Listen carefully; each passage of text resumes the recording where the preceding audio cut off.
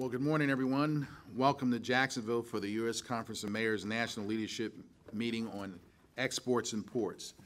First, let me say the people of Jacksonville are honored to host this important national meeting. We have a number of national top leaders with us, and I know we're going to generate some good ideas during the next 2 days. Our ports are a powerful tool as we look for solutions to overcome the recession and put our nation back to work. At this time, what I'd like to do is take a few minutes to go around the room and want everyone to introduce themselves, your name and your title, and then we'll proceed from there. So my name is Alvin Brown, Mayor of Jacksonville, Florida, Chair for U.S. Conference of Mayors of Ports and Exports, and I'm happy that we're having this conference. And I'll go to my left. Thanks, Mayor Brown. Mayor Scott Smith from Mesa, Arizona, Second Vice President of the U.S. Conference of Mayors. Paul Anderson, Chief Executive Officer, Jacksonville Port Authority. Kurt Noggle, President, American Association of Port Authorities.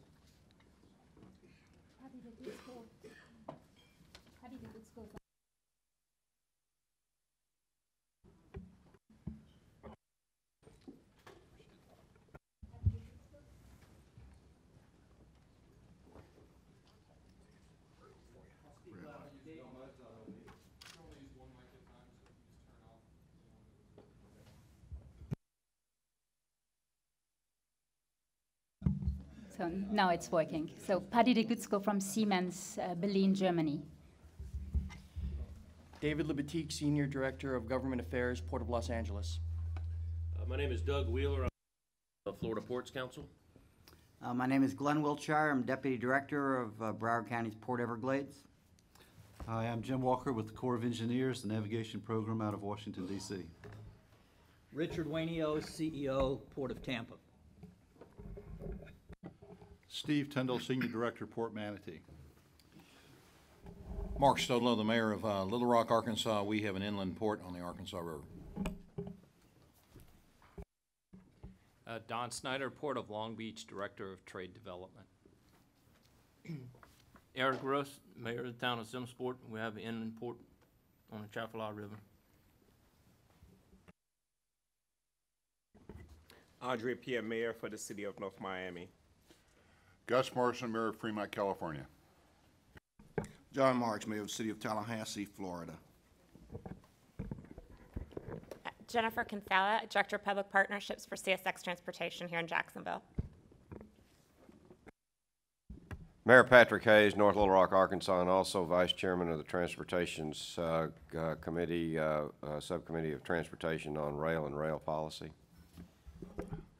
Denny Doyle, Mayor of Beaverton, and also business uses the Port of Portland. Craig Jondal, Director of Business and Trade Development, Port of Los Angeles, also Vice President of the International Business Association. I'm Sam DeShazier. I'm the Deputy Planning Director for Economic Development in the City of Akron, Ohio.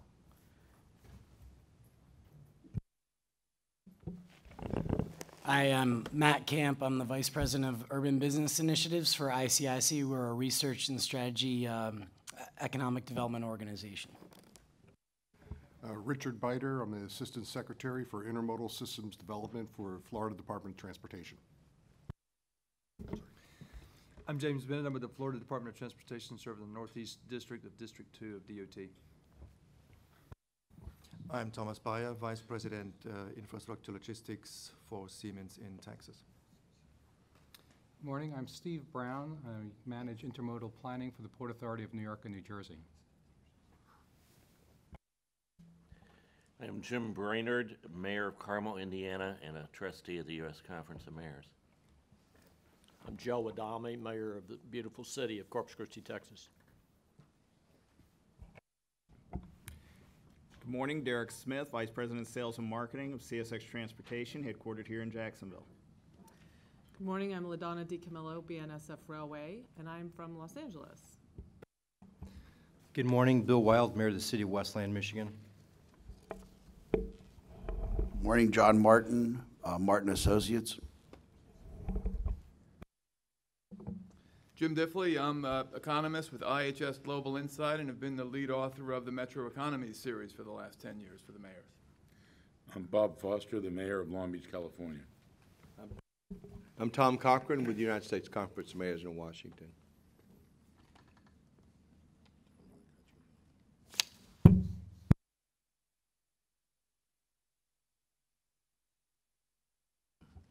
We just had a couple other people come in.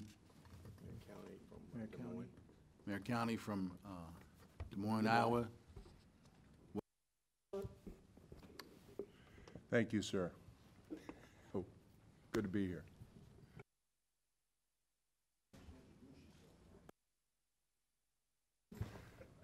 Frank County from Des Moines, Iowa.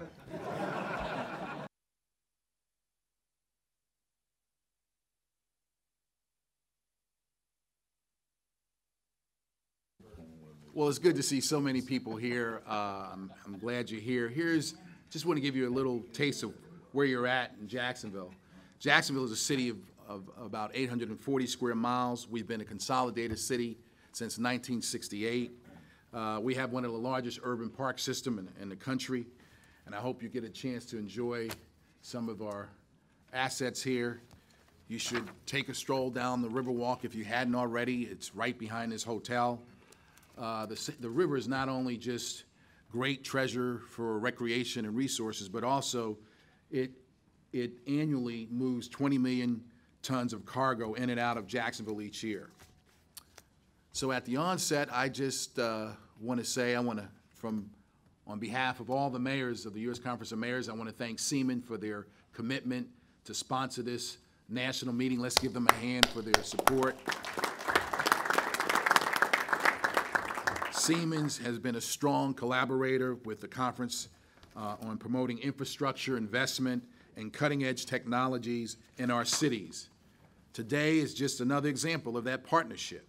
So we welcome Siemens and look forward to their participation in this important meeting.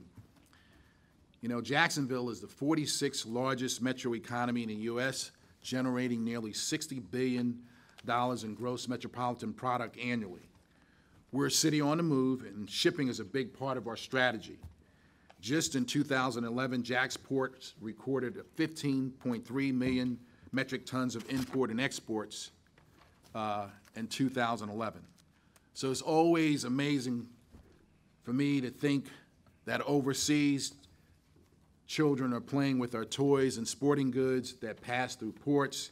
People are driving Mercedes that pass through our ports, and people are eating food that was sent from right here from our docks in Jacksonville. And as many of you know, ports play a major role in exports in our cities.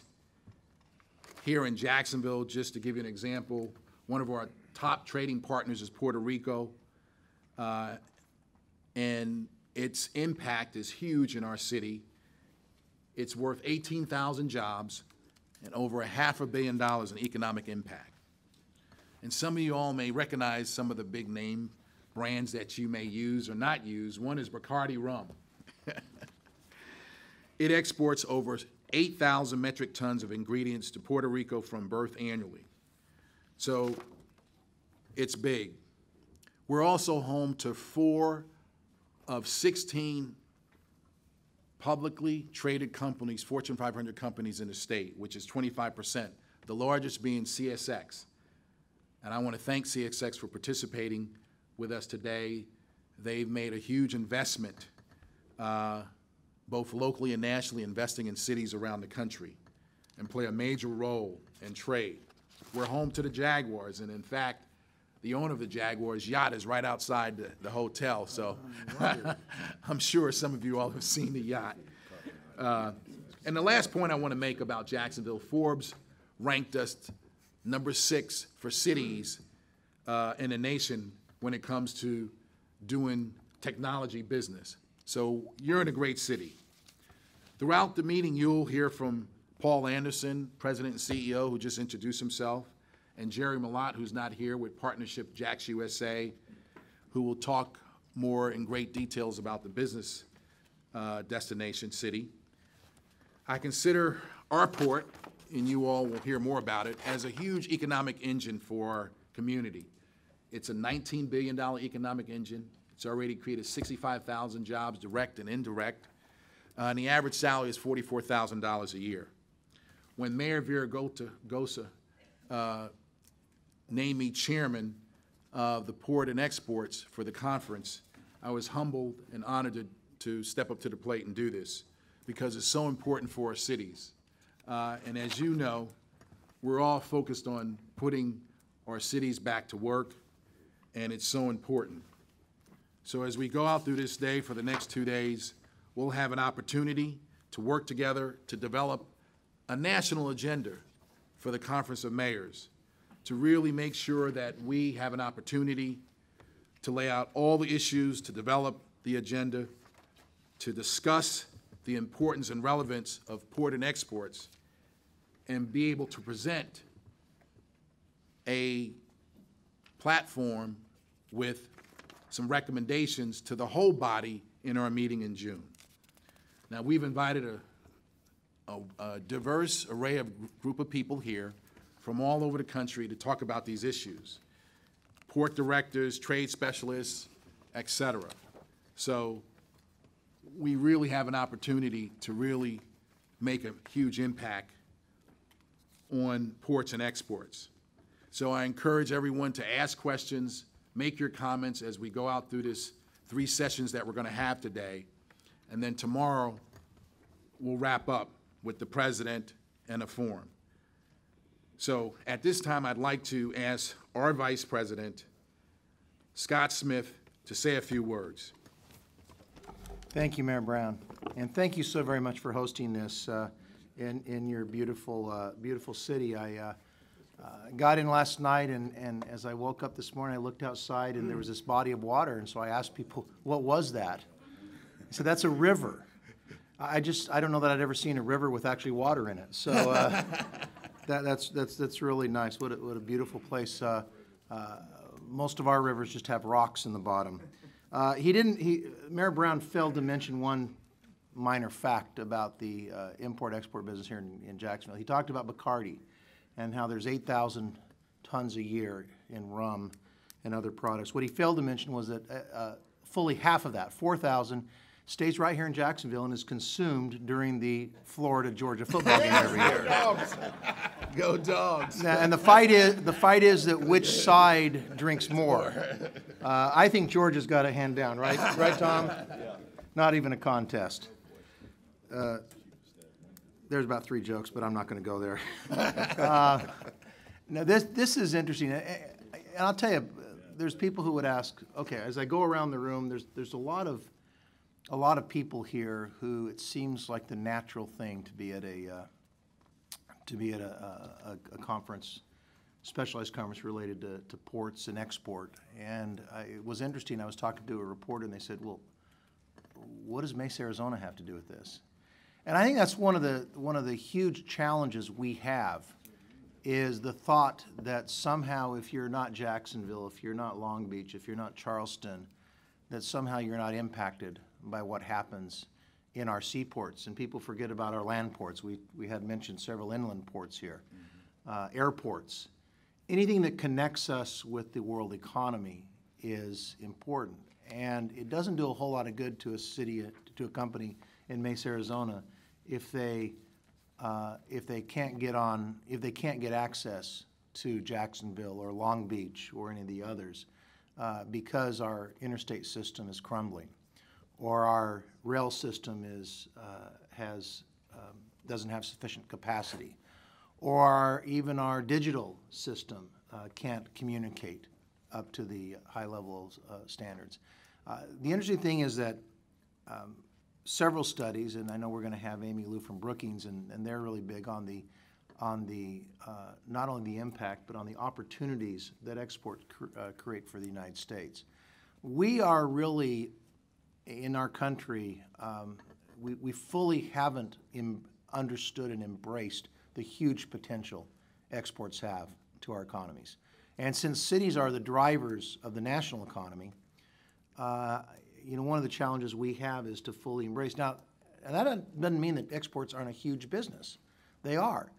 But for a long time, many of our cities in our national economy has done just fine thinking that an export is shipping something to Georgia, or if you're in Arizona, going to California or Utah, because we've done very well being self-contained. Well, the world's changed.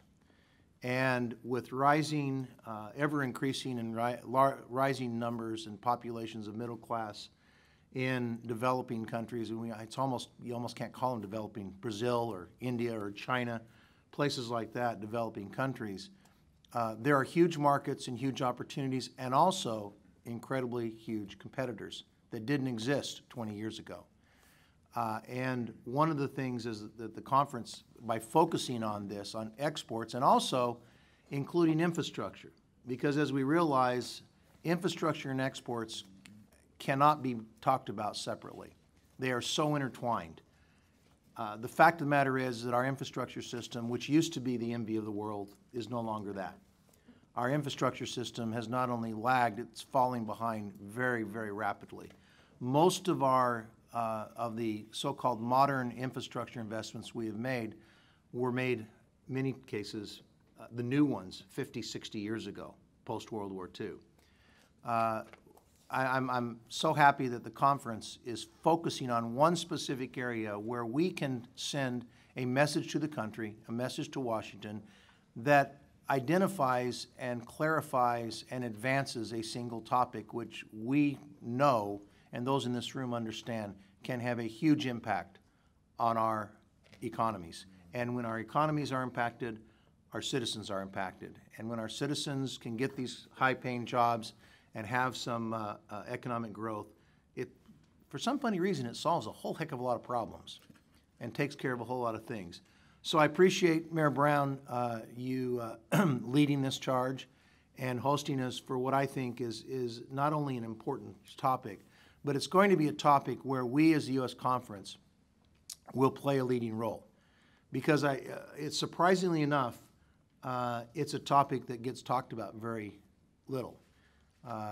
Mesa just hosted what I think will be the last debate among Republican presidential candidates. You didn't hear one word of exports. You didn't even hear one word of infrastructure in that entire discussion. They weren't asked the question. They didn't bring it up. And I think that's the norm. In this election, you will not hear a whole lot, and that's unfortunate because Washington focuses on things that we know are not game changers. Exports, infrastructure are game changers. They're investments that will have long-term effects, long-term positive impacts on our economy. So thank you, Mayor Brown, for taking this charge on, and we hope that the members of the U.S. Conference recognize that I think this is one issue that we can really make a difference on. Our voice can be heard because it is a specific issue. And one of the things that I think we're really trying to do is we're trying to pick specific things that aren't being talked about so we can be heard among the clutter. This is a huge issue that I think we can be heard if we'll speak with a unified and very, very loud voice. Thank you. Thank you, Mayor Smith, for that. And now, as always, I want to acknowledge our Executive Director and CEO, Tom Cochran. Thank you, Tom, and your staff for putting this meeting together. I really appreciate your leadership. Would you please say a few words?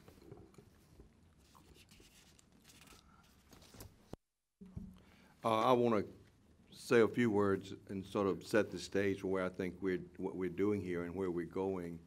But as always, we have this moment in our meeting where if there's something that's going on in Washington that needs to be taken care of, we have to have an intermission to raise an issue.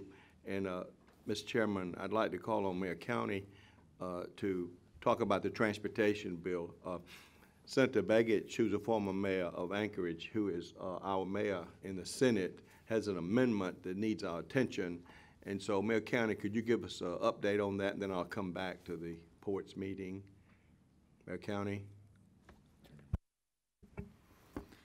Tom, thank you. For everybody, I think we kind of need to have a discussion, an update, because part of our infrastructure discussion and as it pertains to exports and ports, we have to get some of the stuff to the ports, and certainly transportation is a huge issue. So in that connection, We have a bill S 1813. It is the surface transportation renewal legislation that's going through, at this point, the Senate. I will tell you that the discouraging part of this bill, while it's at least getting transportation front and center, it changes the distribution to local government, which up to now has been 62.5% to local governments and 37.5% to states. Changes it to 50-50. It's a huge hit, and while they'll tell us that we're better off now than we were before, because actually there's more money going into the transportation bill, what actually is happening is it's setting the stage for what's going to happen moving forward, because it changes the discussion from what they called, as we said, STP to now Transportation Management, TMP. And so that bill significantly changes how they distribute money moving forward. Senator Begich has offered an amendment to get us back and restore the 62.5%. And I think that we should find ways to reach out and support Senator Begich and contact all of our senators and try to get them to sign on and support his amendment. And I think that I have contacted our Senator Harkin, who helped us when we had the stimulus package going through, which was even worse. It started out at, I think, 80-20, and we implored him to support us and try to get it back to something that looked like 62.5, 37.5. We ended up, I think, with 70-30, but I think that he helped us at least get there. I'm confident Senator Harkin is going to support us and support Senator Begich in his amendment. I understand in talking to the Senator's office, there have been 200 amendments put forward. Senator Begich did file his amendment on the 17th of February. So while they're on break right now, I hope that we can put together a plan that kind of gets all of us to reach out to our representatives in the Senate to support Senator Begich's amendment. And for those of us that serve on the MPOs, hopefully we can get letters from our local MPOs to also support it, because that, especially in those areas over 200,000, this is a significant change if the legislation was to move forward in the manner which it is currently written. So that's my update, Tom, and appreciate your giving me a chance to speak to it. Thank you, Mayor, and we will follow up. We'll be here for 2 days, and we'll be glad to answer any questions. Maybe we can, I'll get a handout so we can be very specific about the Begich amendment. Well, as Mayor Smith has articulated, and also Mayor Brown, this is our first meeting, large meeting on ports, and we're 80 years old, the United States Conference of Mayors. Ports came to our attention very early from the mayor who's sitting to my right, Mayor Foster. At that time, and just a few years ago, Long Beach, I think, was 3rd in the world, and now, you know, with the Chinese ports like there is 10th, I think. So it just shows you, you know, it tells you what's happening in the world. Where we're headed is coming together for the first time and having a strong resolution that Mayor Brown has alluded to as we go into our annual meeting in Orlando. And where I'm headed is the fact that the President of the United States has said that his position is that half of the money coming home from the wars should go to deficit, and the other half should go to nation building. So we are in the process, and this is a piece of it. We'll have the Transportation Committee, the Energy Committee, Water Committee, the Infrastructure Committees. We're in the process of developing, on behalf of the Conference of Mayors, for our officers, Mayor Villaraigosa, our president, to present to the president exactly what our thoughts are about a nation-building plan. And we would also be presenting that to the Republican candidates when they come down to Orlando. So we're here today to work. We appreciate Mayor Villaraigosa's forming this task force and having Mayor Brown as our chair, and also R.T. Ryback, the mayor of Minneapolis, will be in the afternoon. And we'll be talking about seaports today, and this afternoon we'll also be talking about land ports and the other ports that we mentioned. And I'm hopeful at the breakfast tomorrow we could work with the staff. I want to commend Dave Gatton. Where are you, Dave? Dave's our lead team member on this meeting, and we could work at the breakfast tomorrow to come together with some basic points and bullets that the staff could take and put in the form of a resolution. And then, of course, we appreciate the fact that Mayor Villaraigosa is coming here. As you know, they're having something in L.A. called the Academy Awards, and it'd be like if, the mayor of Louisville left for the Kentucky Derby. So we really appreciate the mayor coming in the middle of what's going on in L.A., and he'll be here tonight and be with us tomorrow in a forum with a Q&A discussion with all of us. So today, let's work and be thinking about over at night as to how we can come together at the breakfast tomorrow with some specific points as how we could recommend to the president, the candidates that are running, so that we can, in the general debate, I hope we can elevate the discussion, with all due respect, to issues on infrastructure that we've been pushing through the years. So thank you very much for being here, and we look forward to working with you and continuing to serve you in our organization, the United States Conference of Mayors.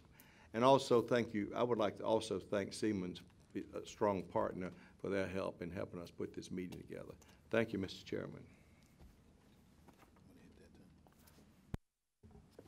Thank you, Tom. Let's give Tom a hand for his leadership. He's doing a good job. And nothing gets done without the staff, so I want to acknowledge Dave Gatton. Let's give Dave a hand for really working with the staff, pulling this together. 2 points. On transportation, I know the President and the reauthorization bill, transportation bill, is proposing $476 billion in the reauthorization bill. That's $20 more billion than previously. So we definitely need to work on transportation and infrastructure and investment.